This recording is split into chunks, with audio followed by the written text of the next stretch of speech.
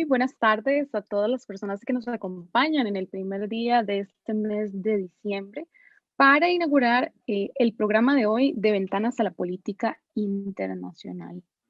Tenemos hoy una invitada muy especial, la doctora María Elisa Febres Hernández, quien nos va a traer el tema de la configuración del desarrollo sostenible como guía y reto global en la política y la gobernanza.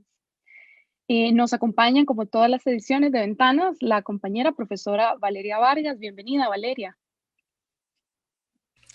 Gracias, Eugenia. Igualmente, buenas tardes. Iniciando este mes de diciembre, las últimas ediciones de Ventanas a la Política Nacional o Internacional que vamos a tener durante estos días de parte de la Escuela de Ciencias Políticas. Como hoy nos encontramos en el marco de una ventana de política internacional, por supuesto, recordarles que es un espacio de coordinación también con el Observatorio de la Política Internacional de nuestra unidad académica.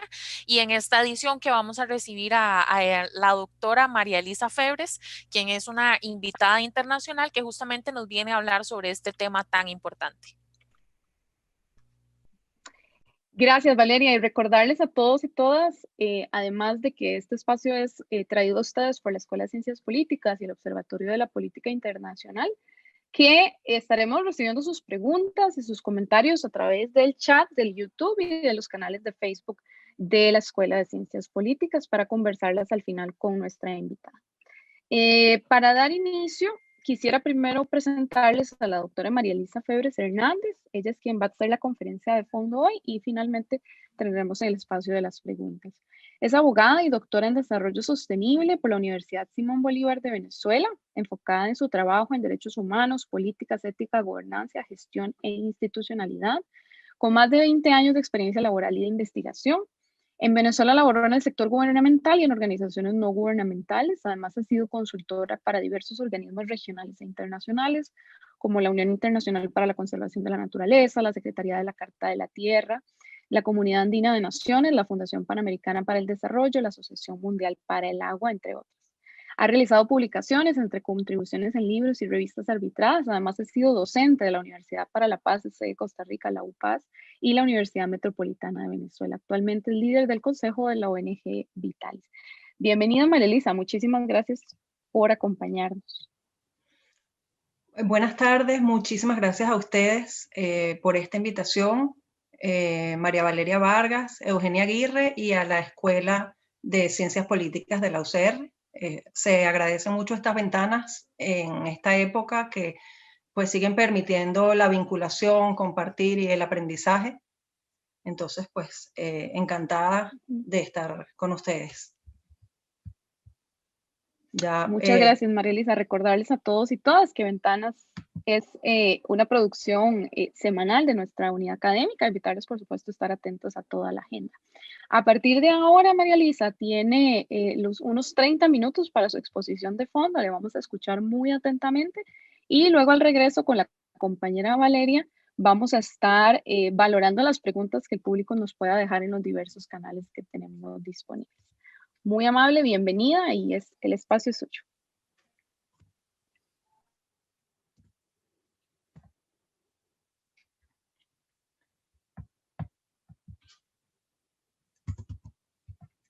Ya va un momentito, por favor.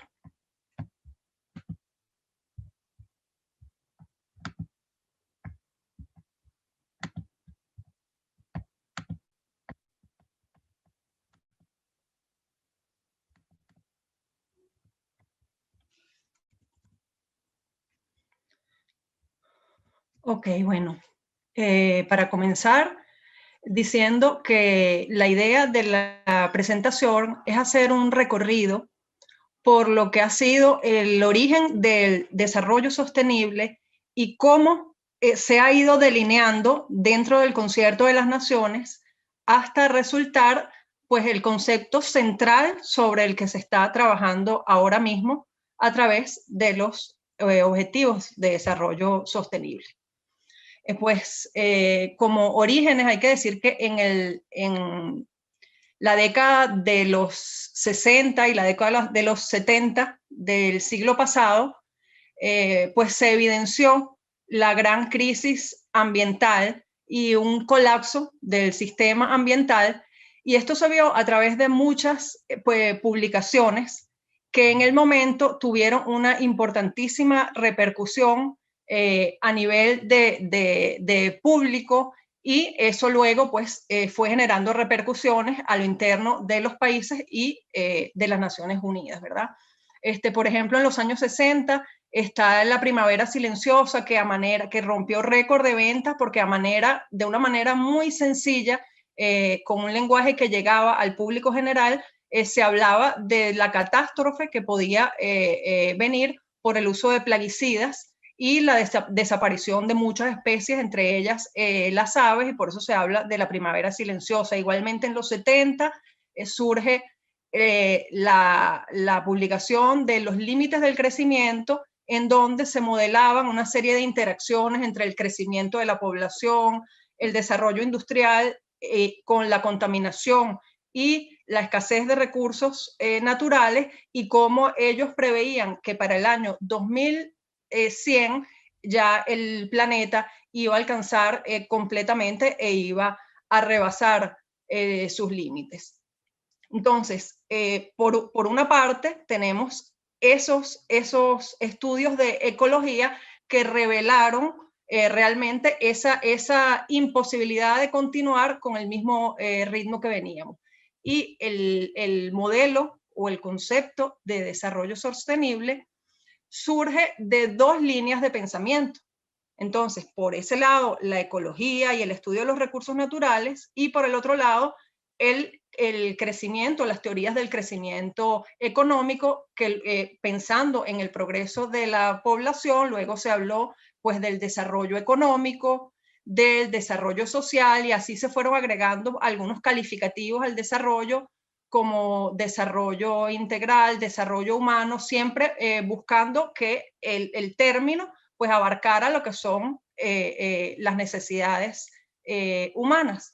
Y así es como se llega al concepto de desarrollo sostenible, que se define como aquel que satisface las necesidades del presente sin comprometer la habilidad de las generaciones futuras para satisfacer sus propias necesidades.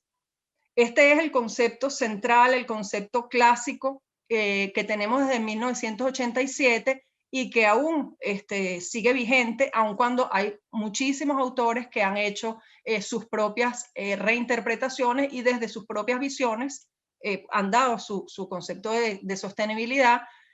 Por ejemplo, Amartya Sen habla desde el punto de vista de la libertad y de las capacidades, de promover las capacidades presentes y no comprometer las capacidades futuras.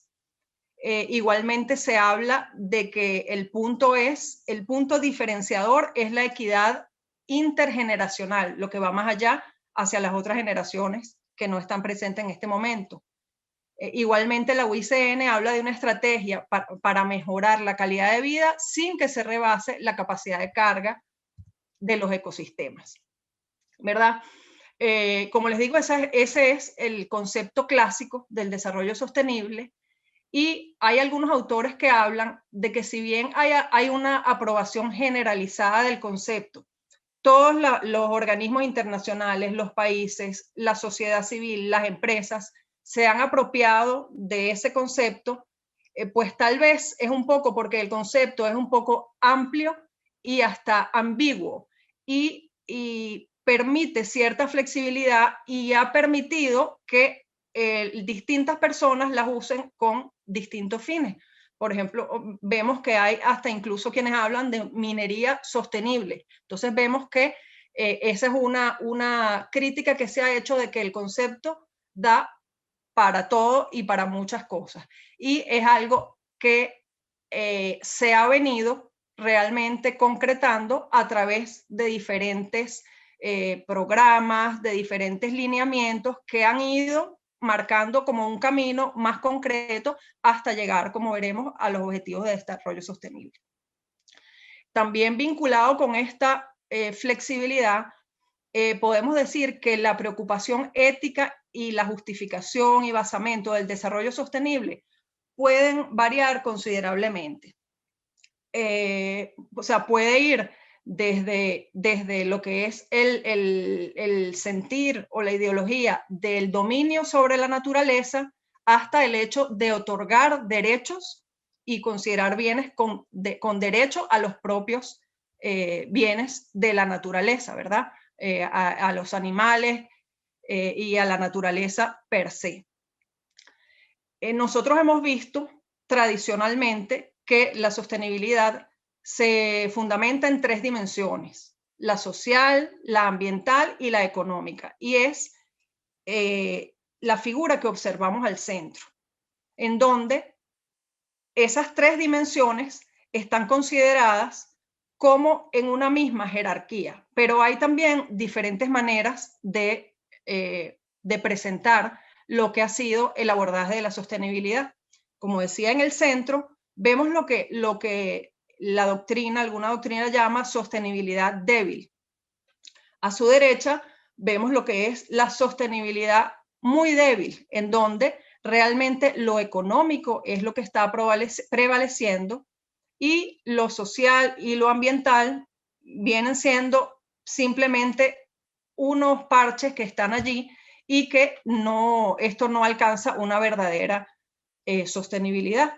De allí que por la forma que tienen esos círculos, se le ha llamado a esa sostenibilidad muy débil también una sostenibilidad de Mickey Mouse, de mentira, de fantasía, que es solo para marketing o para otros fines. En el caso de la sostenibilidad fuerte, hablamos de que son las mismas 3 dimensiones, ambiental, social y económica, pero la jerarquía cambia. ¿Por qué? Porque se dice que lo económico, ¿verdad?, es un subconjunto dentro de la sociedad, y la sociedad a la vez es una parte del sistema ambiental en su conjunto, del que formamos parte como seres humanos. Entonces vemos la biosfera, dentro de ella está el ser humano, el ser social, y dentro de la sociedad hay una parte que es la economía. Y esto trae muchas diferencias en cuanto al abordaje y en cuanto a las consecuencias de qué trae la sostenibilidad fuerte y qué trae la sostenibilidad débil. Y hay que decir que los organismos de Naciones Unidas mayoritariamente se han decantado por una sostenibilidad débil.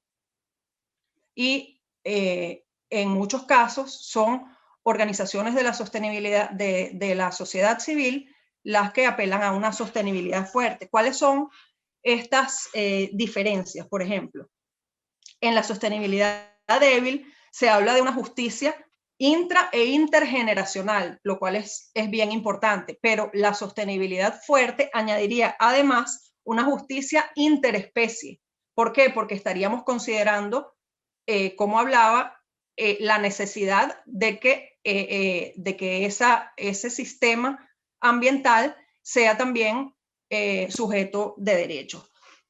Por ejemplo, la sostenibilidad débil se basa más en procesos como la mitigación, mientras que la sostenibilidad fuerte habla más de una preservación ambiental. Luego también el fundamento es un poco diferente, porque la sostenibilidad a la que estamos acostumbrados tiene su fundamento en la dignidad humana y en la satisfacción de las necesidades de los seres humanos. Mientras que en el caso de la sostenibilidad fuerte, hablamos ya de una concepción de una comunidad de vida y de un respeto a todas las formas de vida.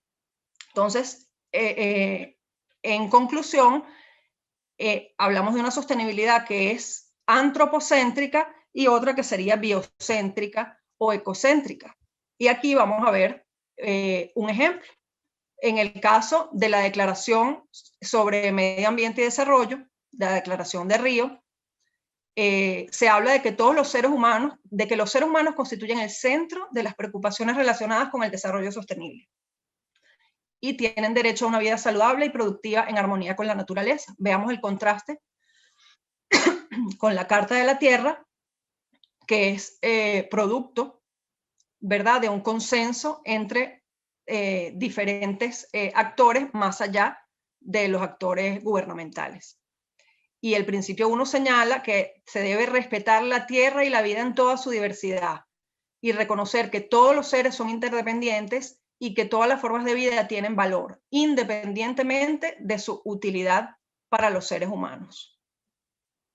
Entonces, aquí vemos cuál ha sido el recorrido del desarrollo sostenible dentro del Concierto de las Naciones.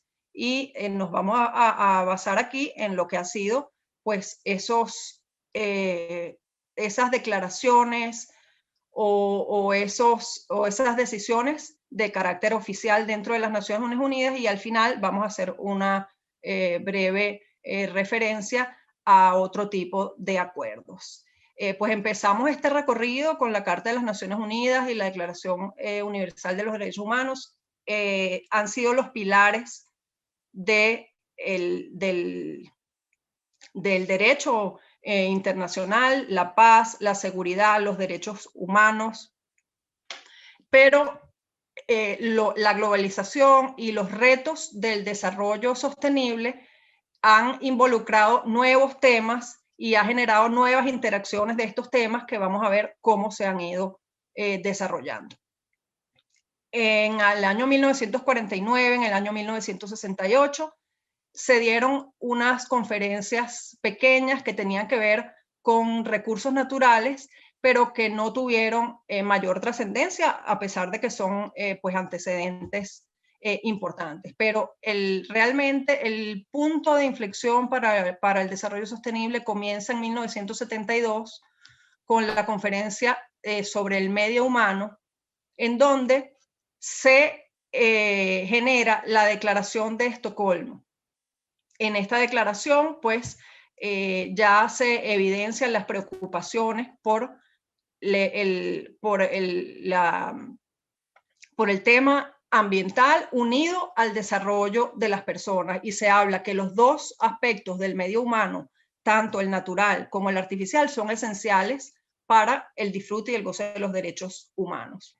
En la Declaración de Estocolmo se señala también el deber de proteger el ambiente, y a través de esta declaración de proteger el ambiente se dice que a partir de este momento nace el derecho internacional ambiental, que luego va a tener una cantidad de desarrollos importantes como aportes al desarrollo sostenible, pero este es su punto de creación. Esta declaración de Estocolmo en esta conferencia fue importantísima también y marcó un hito, porque a partir de allí se generó una preocupación muy importante. Se crea el programa de las Naciones Unidas para el Medio Ambiente. Se empiezan a crear con más fuerza regulaciones legales en los países. Se empiezan a crear instituciones en los países dedicadas específicamente al ambiente, ministerios, etcétera. El caso de Venezuela, por ejemplo, el primer Ministerio del Ambiente creado en Latinoamérica en el año 1976. Y todo este movimiento vino a raíz de la Conferencia de Estocolmo. Luego de la Conferencia de Estocolmo, vamos a una conferencia de Estocolmo +10 en Nairobi, que tampoco ganó mucha repercusión. Sin embargo, allí se decide crear una comisión mundial sobre medio ambiente y desarrollo. Esa comisión fue presidida por la doctora Brundtland. Estuvieron 4 años trabajando en un informe que se les pedía para la estrategia hacia el año 2000 y más adelante, que considerara pues todas las limitaciones que se estaban presentando y todo lo que se podía prever y cuáles podían ser las mejores estrategias para un desarrollo que fuera duradero. En ese momento, pues, en el año 1987, se presenta ante la Asamblea de las Naciones Unidas el informe llamado Nuestro Futuro Común o informe Brundtland, para dar respuesta a todas estas necesidades que había planteado las Naciones Unidas. Y es, como les decía, en este informe cuando por primera vez se hace la definición del desarrollo sostenible tal como la vimos anteriormente. Siguiendo con la ruta, bueno, es importante recalcar que cada 10 años han sido, como van a ver, las conferencias empezaron en el 72 y van a ir viendo que son 82, 92, 2002, 2012 y así vamos a ir. Entonces, en el 92 se convoca y se celebra la Conferencia de Río sobre el Medio Ambiente y el Desarrollo, que es denominada Cumbre de la Tierra.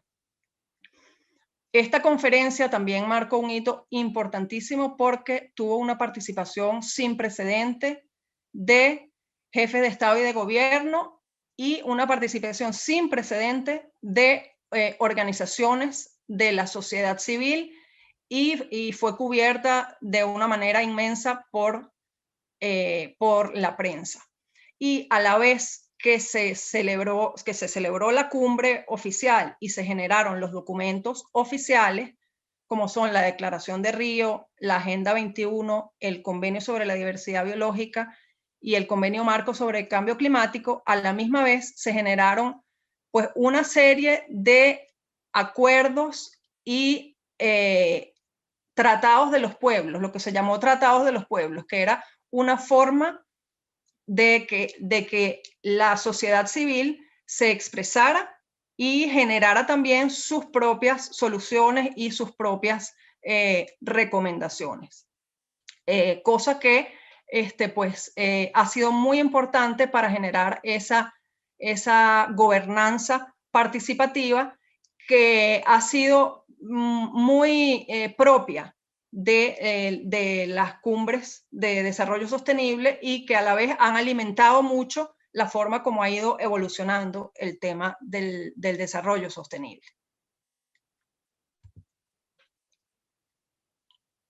Luego, en esa ruta del desarrollo sostenible, en el año 2002 se produce la Cumbre del Milenio de la ONU en Nueva York. Allí se establecieron nuevos valores fundamentales para el siglo XXI y se establecieron lo que serían los objetivos de desarrollo del milenio, 8 objetivos específicos para abordar los temas que se consideraron en ese momento, y vamos a ver que en este caso el ambiente y el desarrollo sostenible eran uno de todos esos aspectos. Vemos que estaba erradicar la pobreza y el hambre, lograr la enseñanza primaria universal, promover la igualdad entre los sexos, la autonomía de la mujer, reducir la mortalidad infantil, mejorar la salud materna, combatir el SIDA, paludismo y otras enfermedades. En el 7 fue donde se refirió a garantizar la sostenibilidad del medio ambiente, y el 8, fomentar una asociación mundial para el desarrollo. Como decía, son objetivos bastante concretos. Por ejemplo, en el tema de educación se enfoca en la primaria, en el tema de salud se enfoca en salud materna y el SIDA. Vamos a ver cómo esto adquirió luego con los objetivos de desarrollo sostenible otra dimensión, ¿verdad? En esta ruta del desarrollo sostenible, pues seguimos con la conferencia de Johannesburgo, con la cumbre sobre el desarrollo sostenible y su plan de acción, en donde allí se reafirmó el compromiso de las naciones para el desarrollo sostenible. Sin embargo, no hubo un avance significativo, sino una ratificación de lo que había. Se hizo énfasis en la necesidad de combatir la pobreza y la cooperación público-privada o las alianzas.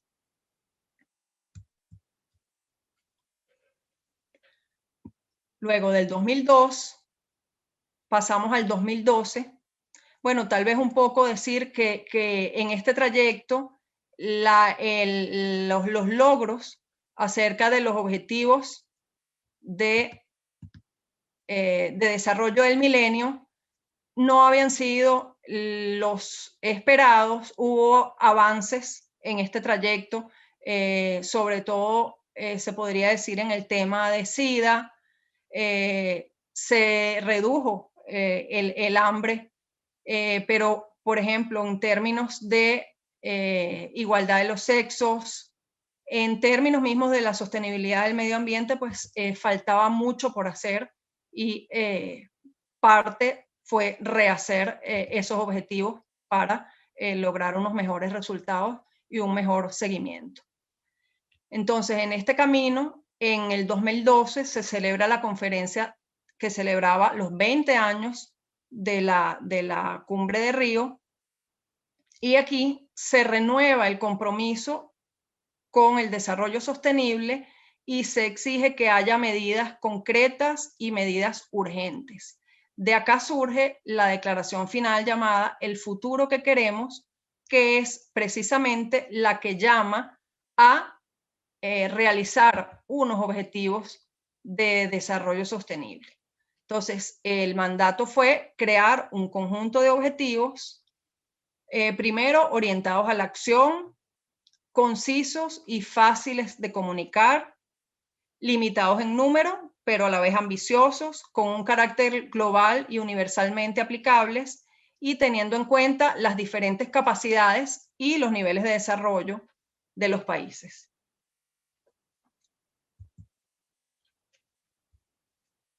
Pues de allí surgen los ahora pues muy conocidos objetivos de desarrollo sostenible, con una agenda prevista de cumplimiento de 15 años entre el 2015 y el 2030, que si ya vemos, pues ya vamos en un tercio de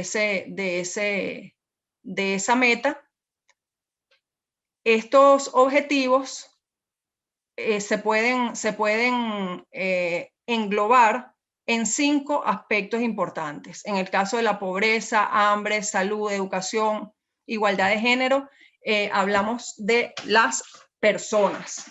Entonces, hablamos de 5 categorías a los que están referidos los objetivos: las personas, el planeta, la prosperidad, el partenariado o las alianzas y la paz. Entonces son las 5 P que aglutinan los objetivos de desarrollo sostenible y a los cuales está abocado los países actualmente.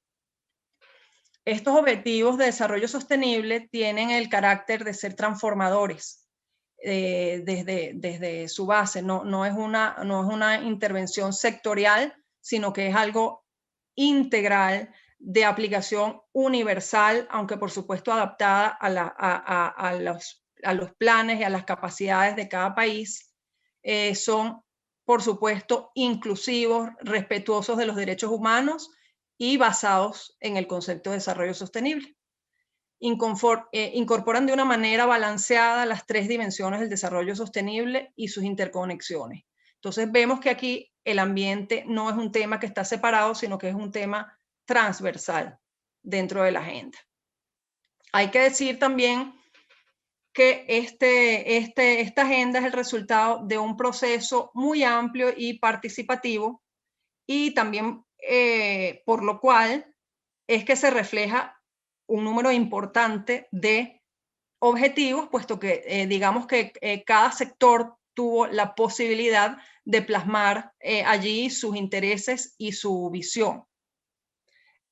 Otro dato importante es que los países en desarrollo o menos desarrollados han sentido realmente como propio, han apropiado esta agenda y estos objetivos de desarrollo sostenible, como tal vez no ocurrió con los objetivos de desarrollo del milenio. Y pues vemos que hay movilización de recursos nacionales e internacionales en torno a ellos para realmente lograr estos objetivos. Pues hay que decir que cada objetivo tiene metas. Tenemos los 17 objetivos y tenemos 169 metas que la idea es que los países incorporen esas metas en sus planes nacionales, o sea, hacerlo de una manera integral en los diferentes aspectos de su planificación nacional. Perdón.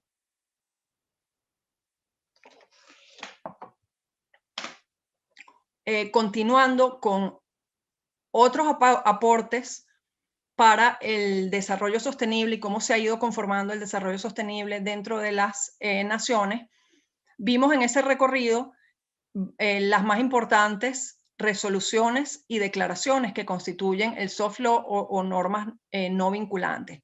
Pero también esto se ha complementado con el hard law, que está constituido por los tratados, convenios, protocolos en materia ambiental, como vemos aquí algunos, el convenio sobre desertificación, diversidad biológica, contaminantes orgánicos persistentes, desechos transfronterizos, cambio climático, especies amenazadas de flora y fauna silvestre. Todo esto, pues, ha conformado todo un cuerpo legal internacional que ha aportado al desarrollo sostenible con algunos principios que se derivan de esos convenios. Estos principios, lo más importante es pues, el general de proteger el ambiente, no causar daño al ambiente de otros estados o lo que son los daños transfronterizos, la importancia de la cooperación internacional para poder abordar estos problemas, la prevención, es decir, siempre es preferible actuar antes de que ocurra el daño ambiental, la necesaria evaluación de impacto ambiental, el principio precautorio, según el cual, aunque haya falta de certeza científica en un determinado tema, eso no obsta para que el Estado correspondiente pueda tomar medidas de precaución, la responsabilidad y la reparación de daños, el intercambio de información, la responsabilidad común pero diferenciada, la participación ciudadana y el acceso a la información.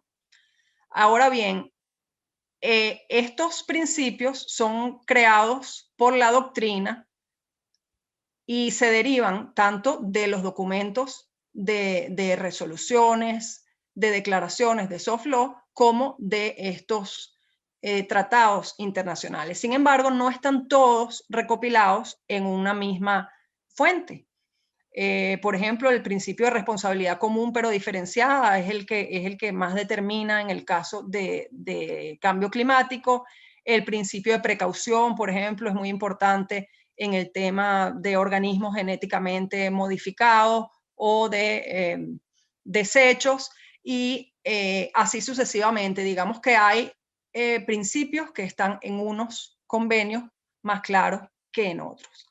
Por eso, como perspectiva, dentro de lo que siguen siendo los pasos del desarrollo sostenible, existe la idea de un pacto mundial por el medio ambiente.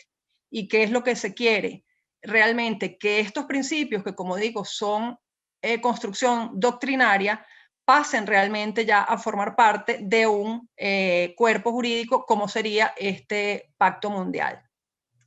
Además de ello, la idea sería reconocer el derecho al medio ambiente que, como sabemos, al ser derechos de tercera generación, no está reconocido oficialmente en las declaraciones internacionales, globales de los derechos humanos, aunque sí lo está, por supuesto, por derivación y sí lo está, por supuesto, en sistemas regionales de derechos humanos, asimismo a través de la jurisprudencia, pero no hay aún un reconocimiento a nivel mundial y a través de este pacto mundial es lo que se querría hacer. Además, mejorar la implementación de la legislación ambiental internacional para apoyar los objetivos de desarrollo sostenible.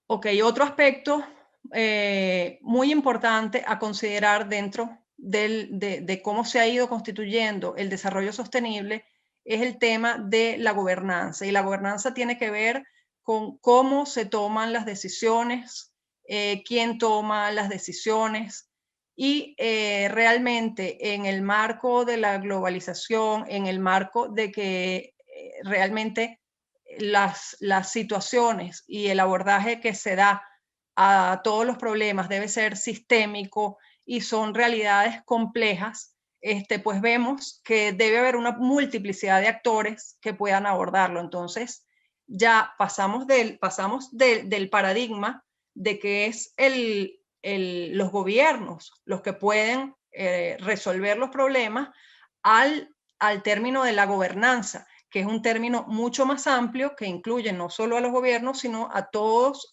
los actores que pueden participar para el bien común y para dar soluciones a los problemas reales y complejos que se están presentando.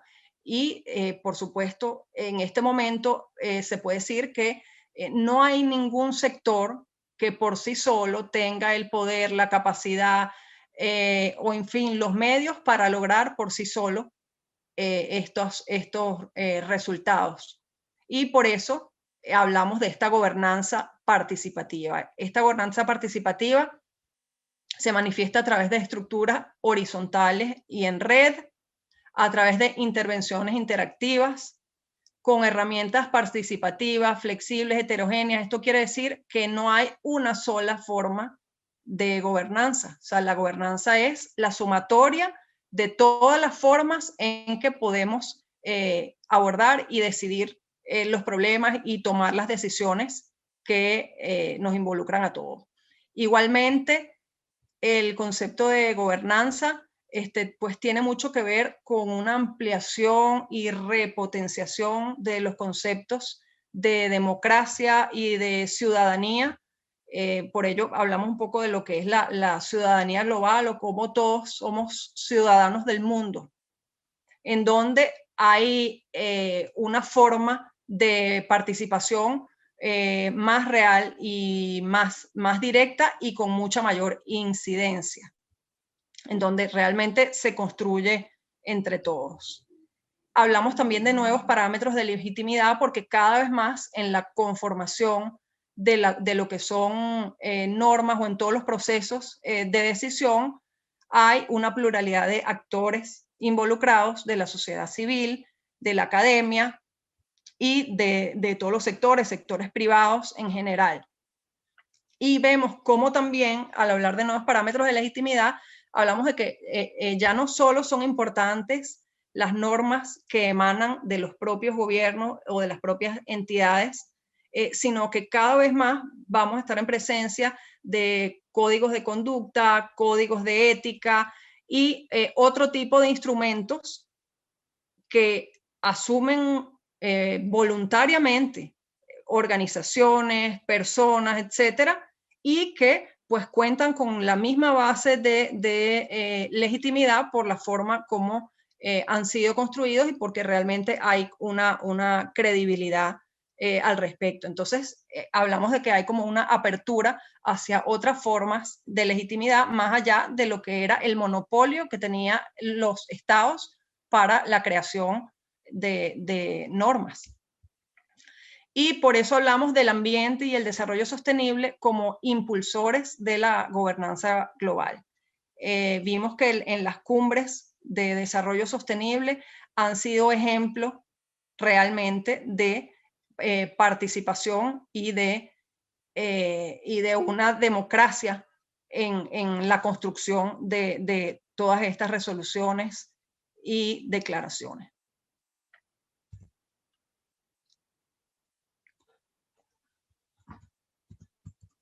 Ok, en este momento voy a hablarles acerca precisamente de un ejemplo de estas nuevas formas de legitimidad y vuelvo al año 1992, cuando se celebra la Cumbre de Río, en donde, como yo les decía, aparte de haberse generado la Declaración de Río y la Agenda 21, surgieron otras iniciativas de la sociedad civil y tratados de los pueblos. Y uno de ellos fue la Carta de la Tierra, que fue impulsada por el propio Maurice Strong, secretario general de la cumbre, y allí se gesta la idea de la necesidad de hacer una Carta de la Tierra como un documento ético que abordara el desarrollo sostenible, porque esta labor se quiso hacer dentro de la cumbre, pero no se logró, y lo que iba a ser esa Carta de la Tierra luego terminó siendo la Declaración de Río, con lo cual muchos de los involucrados hubieran esperado mucho más. Entonces se abre la posibilidad de generar una Carta de la Tierra apoyada por algunos sectores. No es un documento oficial de las Naciones Unidas, pero vamos a ver que es un documento que sí tiene apoyo de muchas áreas.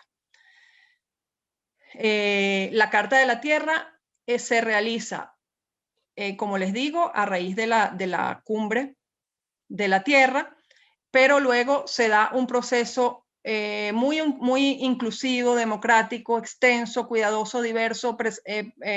Participaron personas realmente de todos los continentes, de los diversos sectores, comunidades locales, comunidades indígenas, diferentes religiones, porque la carta tiene pues un contenido también especialmente ético y espiritual.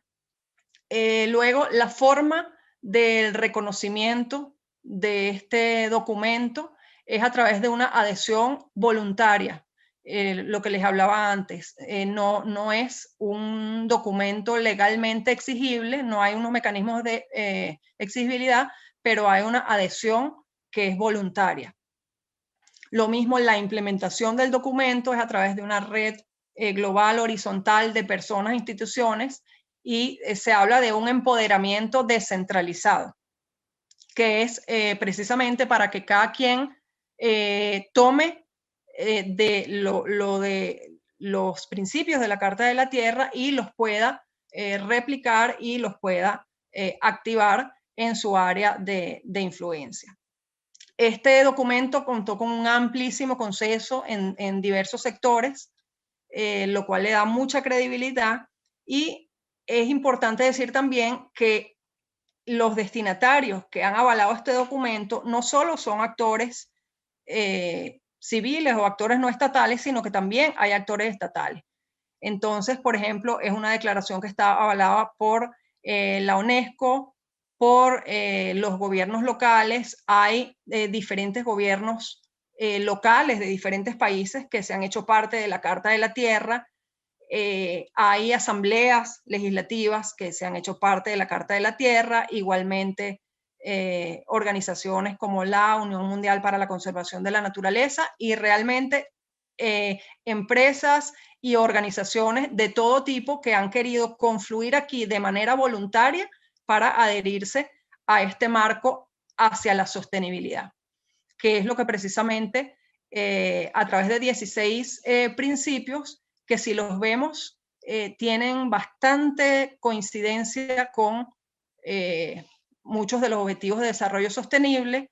Aquí hablamos de un principio matriz, que es el respeto y cuidado de la comunidad de la vida, en donde aquí se refleja claramente la sostenibilidad fuerte, pero partiendo de la dignidad humana y añadiendo además la valoración de las otras formas de vida, la interdependencia, la responsabilidad individual, un balance entre los derechos y los deberes, y, como les decía, también un reconocimiento del valor de la dimensión espiritual de las personas. Y luego pasa a los tres pilares sectoriales de integridad ecológica, justicia social y económica, y democracia, no violencia y paz. Vemos pues bastante similitud con los objetivos de desarrollo sostenible.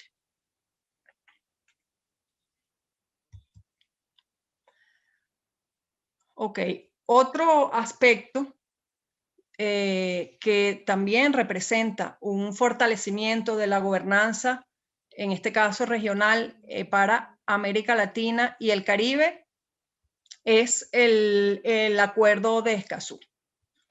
Es importante hablar, este es el primer tratado ambiental de la región,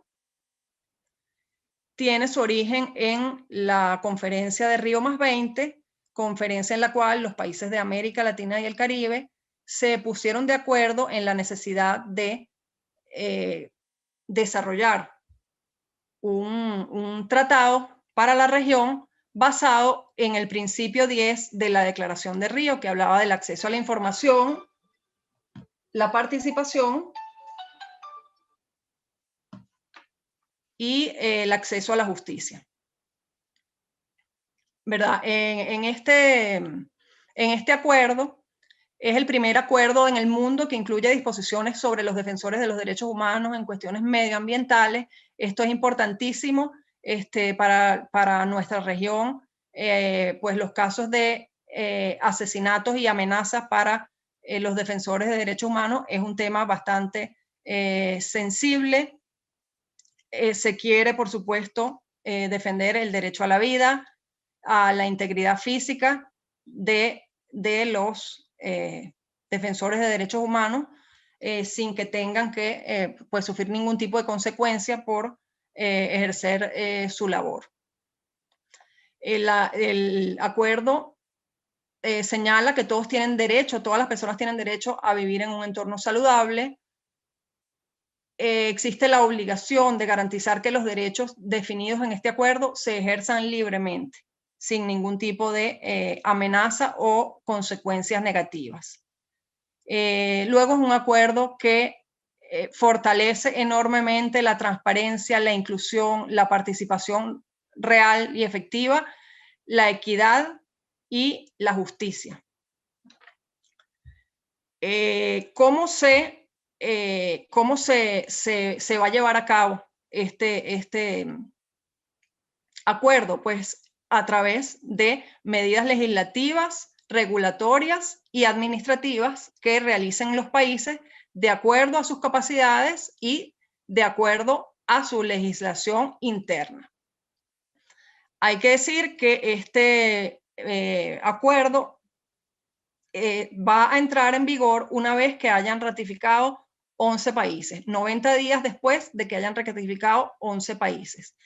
El país número 11 en ratificar fue México el mes pasado, por lo tanto ya estamos a punto de que entre en vigor, ya se están transcurriendo los 90 días para que entre en vigor. Ha sido realmente una pena que Costa Rica, habiendo sido el impulsor y donde se firmó el acuerdo, ha tenido pues retrocesos en este sentido y pues actualmente se va a hacer nuevamente la discusión, una primera discusión, puesto que se había hecho una primera y luego tuvo que ir a la sala constitucional y se ordenó comenzar de nuevo este procedimiento. En general, los procesos en los países han sido lentos, primero pues por la misma situación de COVID que pues ha retrasado pues muchos procesos. Segundo, porque ha habido muchos pues cambios políticos en traspasos pues, políticos en los países de la región. Y tercero, pues porque ha habido también pues, un cierto lobby de organizaciones, de empresas y de distintos sectores en donde se han generado algunos mitos sobre el acuerdo en cuanto a, por ejemplo, en cuanto a la pérdida de soberanía de los países, que realmente si se revisa el acuerdo y todas las normativas en donde se fundamenta, pues no tienen un asidero. Y realmente, pues no hay que dudar que el convenio, el acuerdo va a venir a fortalecer enormemente la gobernanza ambiental y la gobernanza para el desarrollo sostenible. Pues por último, decirles que como perspectiva, por supuesto el COVID ha venido a trastocar los planes de la sostenibilidad. Este 2020 pues, en términos de los Objetivos de Desarrollo Sostenible, ha significado muchos retrocesos, no solamente en el área de salud, meramente por el problema de salud. Hay retrocesos, por ejemplo, en el tema de la inmunización o vacunación a nivel mundial, que se ha retrocedido en años. Hay crecimiento de muchas enfermedades asociadas no necesariamente el COVID, pero asociadas desde enfermedades psicológicas y otras que han venido a mermar la salud. Igualmente para los otros objetivos de desarrollo sostenible, por supuesto el tema de la educación, la brecha que tenemos con la imposibilidad de que pues todas las personas tengan acceso a una educación a distancia. Muchos retrocesos en el tema de la equidad de género, cuando se ha establecido que las mujeres son las que más han sentido el desempleo y las que han acrecentado todos sus deberes de cuidado y de cuidado dentro de los hogares, sumado a al aumento de las posibilidades de violencia doméstica. En fin, en muchas áreas del desarrollo sostenible se han manifestado estas implicaciones negativas. Puntualmente, pues podríamos hablar de una reducción en el tema de acción climática, tal vez, bueno, por supuesto de una reducción de emisiones, producto de que han cambiado nuestros patrones de movilidad, de consumo, de trabajo y en general de vida, lo que por el momento ha generado ese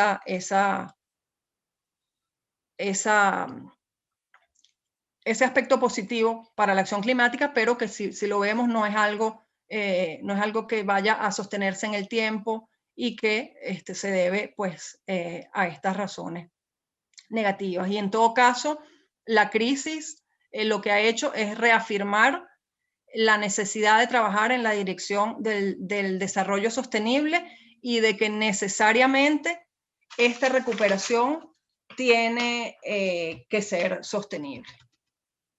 Ya con esto, pues termino y quedo abierta a sus comentarios o sus preguntas. Muchísimas gracias, estimada doctora Febres, por esta conferencia tan abarcadora y que realmente nos habla sobre los retos y desafíos más importantes, ¿verdad? En el marco, obviamente, de la pandemia y lo que esto va a significar a futuro para la gobernabilidad y gobernanza en términos del desarrollo sostenible. Hemos monitoreado las redes sociales y tenemos 3 consultas muy puntuales. Se las voy a ir enumerando una por una para que las podamos ir abordando. La primera consulta sería sobre este término que usted nos mencionó ahora de la sostenibilidad débil. ¿Cómo podemos pasar a un cambio de paradigma donde hablemos sobre la sostenibilidad fuerte? ¿Qué implica este cambio de paradigma? ¿Y qué actores necesitamos formulando estas políticas públicas sobre el desarrollo sostenible más allá de la visión tradicional de centrarnos solamente en el gobierno central? Bueno, primero habría que decir que sí es cierto que muchas veces los gobiernos y las organizaciones internacionales se han llegado a plantear sus preguntas desde la sostenibilidad fuerte, pero al final no hay consenso y termina por imponerse esta sostenibilidad débil. Sin embargo, o sea, es importante decir que no hay que menospreciar a la sostenibilidad débil, porque efectivamente sobre ella se han venido construyendo y se han venido dando pasos muy importantes. Y tampoco hay que ver esas dos sostenibilidades tan encontradas como tan excluyentes. Pues lo que podríamos decir es que esa sostenibilidad débil es un poco limitada y que sí amerita pues un cambio de paradigma, y es de realmente vernos nosotros, los seres humanos, como parte de un todo y de esa manera pues ir hacia otras direcciones. Pero vemos que en este caso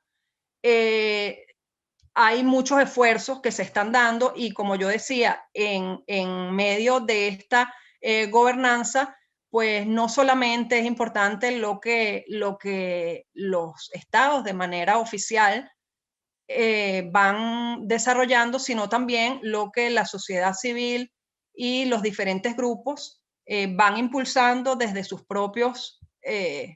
sus propios caminos, y a la vez como eso al final pues va a tener también repercusiones dentro de los organismos oficiales. Muchísimas gracias por respondernos tan ampliamente esta primera pregunta. La segunda pregunta tiene que ver específicamente sobre la relación de desarrollo sostenible, medio ambiente y cambio climático. Entonces, específicamente esta pregunta nos habla sobre el cambio de mando que se dio recientemente en Estados Unidos con en enero la toma de posición del presidente Joe Biden. Entonces ya se ha hablado sobre el retorno de Estados Unidos al Acuerdo de París. ¿Qué significa esto en términos generales para la política exterior y para la comunidad internacional, específicamente en el tema del desarrollo sostenible en medio ambiente?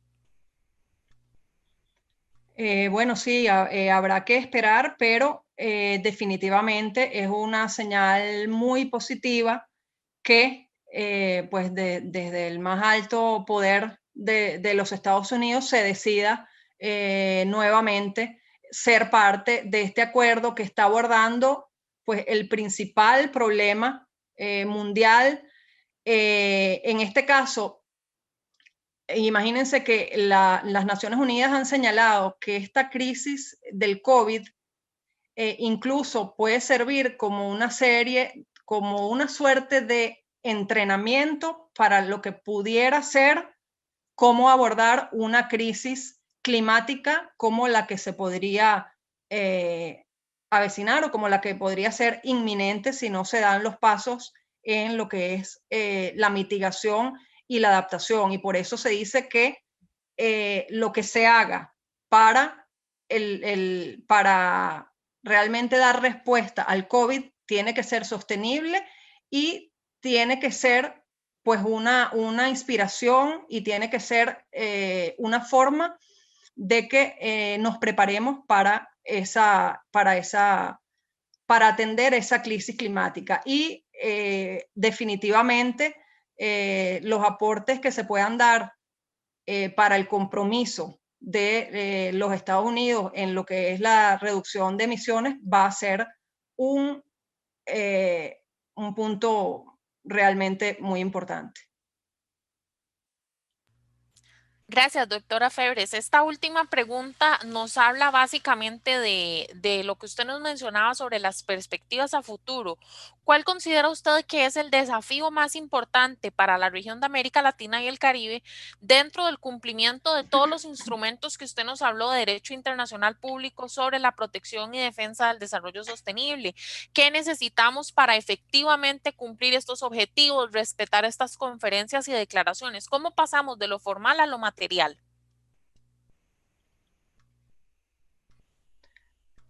Bien, creo que hay un tema de fortalecimiento de capacidades que es sumamente importante, de generación de información, de que haya articulación entre las diferentes instituciones, de que se fortalezcan lo que llamamos esos derechos procedimentales, porque mientras más se fortalecen esos derechos, que son la participación, la información y el acceso a la justicia, pues eso va siempre a redundar en mejores políticas y en una mayor efectividad de esas políticas. Hay, por supuesto, muchísimo camino que recorrer en términos de la aplicación, ¿verdad?, de todos estos instrumentos y los objetivos de desarrollo sostenible. Tenemos que seguir bajo esa guía siempre teniendo en cuenta pues las particularidades y las necesidades de nuestra región.